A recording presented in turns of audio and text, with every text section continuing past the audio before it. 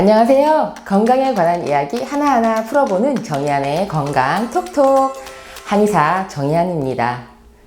전 세계 성인 10명 중에 4명이 기능성 위장장애를 가지고 있다는 연구 결과가 있습니다. 그런데 그 중에서도요, 여성은 49%가, 남성은 37%가 기능성 위장장애 진단을 받았다고 합니다. 그래서 위장병이 이 맵고 짠 음식 많이 먹는 한국인만의 고질병은 아닌 모양입니다. 이렇게 많은 위장병 환자들이요, 위장약 먹고 다 좋아지면 위장병 참 쉬운 병이겠죠. 그런데 이 위장약보다 항우울제를 먹으면 소화가 잘 된다는 위장병 환자들이 있다면 믿으시겠어요?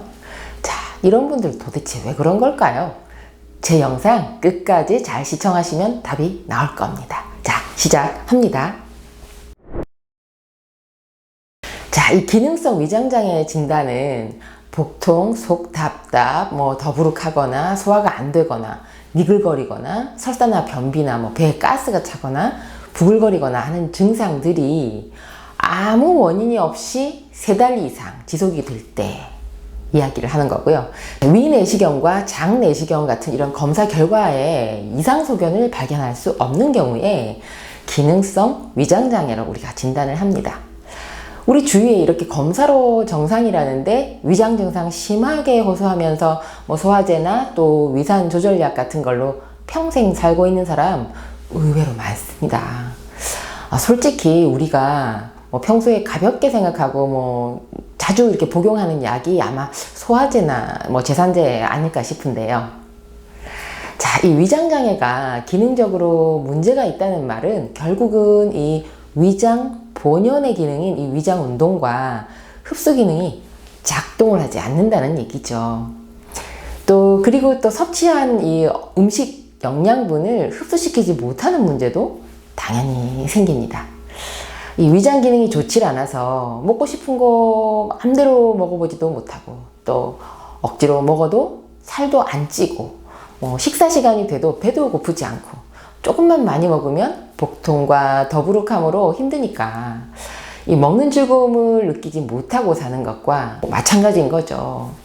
그리고 이제 위장이 제대로 기능을 못하니까요, 당연히 장 운동하고 흡수력에도 문제가 생기죠.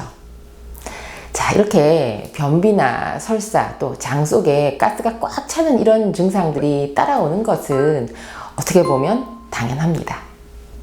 자, 이런 위장약으로 반응이 없는 이런 위장병 많은데요. 이 내시경으로 문제를 파악하지 못하는 것이 기능성 위장장애라서 흔히들 신경성이다, 예민해서 그렇다, 스트레스 때문이다 이런 얘기들 들을 수밖에 없으니까 보통은 성격 탓이나 환경 탓이나 이렇게 하면서 살게 됩니다. 검사 이상이 없으니까 약은 환자의 증상 호소 상태에 따라서 위장관 운동 촉진제나 소화제나 가스 제거제, 또 변비약, 설사약 이런 증상 개선 약을 처방을 하고요.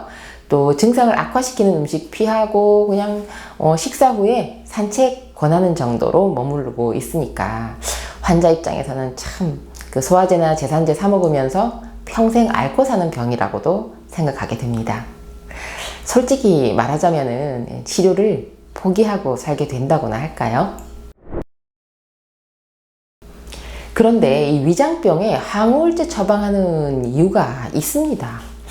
이렇게 위장질환에 처방하는 약에 만족스럽지 못한 반응이 있는 만성 기능성 위장장애 환자의 경우는 불안, 긴장, 불면 환자한테 처방을 했던 그 정신과 약물인 항우울제를 처방을 하면요, 잘 낫습니다. 쉽게 말하자면 내과약이 아니라 정신과 약을 먹어야 증상을 덜 느낀다는 겁니다. 그런데 이 항우울제를 먹고 위장 증상 못 느끼고 일상생활이 가능하게 됐다고 해서 위장이 정말 괜찮아진 걸까 하는 생각을 해봐야 하지 않을까요? 항우울제도 당연히 부작용이 존재한다는 것도 기억해야 하고요. 혈압이 떨어지거나 변비가 생기거나 안압이 올라가거나 졸리거나 하는 부작용이 있으니까 지속적으로 전문가에게 체크를 받으면서 복용해야 하는 것도 물론 중요합니다. 그래서 이 위장약이 아니라 정신과 약을 먹어야 반응이 있는 정도 이런 기능성 위장장애 환자의 경우는요, 위장 기능을 회복하는 치료를 받는 것이 맞습니다.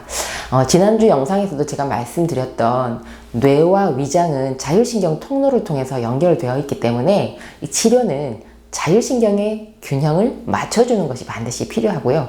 또 뇌파의 안정도 중요한 치료 항목입니다. 한의에서는 이 자율신경과 위장 그리고 이 뇌의 상호 연결작용을 고려를 해서 한약을 처방을 하고요. 또 약침도 시술하고 있기 때문에 원인 치료를 통해서 또 치료 후에 회복된 위장 기능을 스스로 유지하고 또 약 없이 일상생활이 가능하도록 치료를 하고 있으니까 한의사와 꼭 상의를 해보시기 바랍니다. 속이 쓰리고 소화가 안 된다 하면서 항상 맵고 간이 진한 음식만 먹으려는 사람 많습니다. 그리고 또 반대로 음식을 가능하면 아예 먹지 않으려는 사람도 있습니다. 이 두 가지 경우 모두 제대로 된 식습관은 아닌 거죠. 가능하면 이 위장의 소화 부담을 덜어주는 방법으로 식사하는 습관 들이는 것이 중요합니다. 하루 3끼가 아니라 4~5끼로 식사 횟수는 좀 늘려주고요. 식사량은 줄이는 노력이 필요합니다. 그리고 지방 성분 많은 음식, 예. 그리고 육류도 이런 소화를 더디게 만들거든요. 또 위장 간에 이렇게 음식이 오래 머무르게 하는 그런 것이 바로 육류나 뭐 기름기 많은 음식이기 때문에 증상을 악화시킵니다. 그러니까 가급적 피하는 것이 좋고요.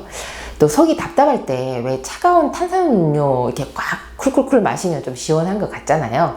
그래서 매일 마시는 분도 있는데 이 탄산음료는요 위장의 가스를 더 만들게 하고요. 또 위 식도 관략근을 약하게 만들어서 역류식도를 유발하기도 하니까 주의하시는 것이 좋습니다. 자, 오늘 영상은 위장병인데 항우울제를 먹는다는 내용에 대해서 알아봤는데요.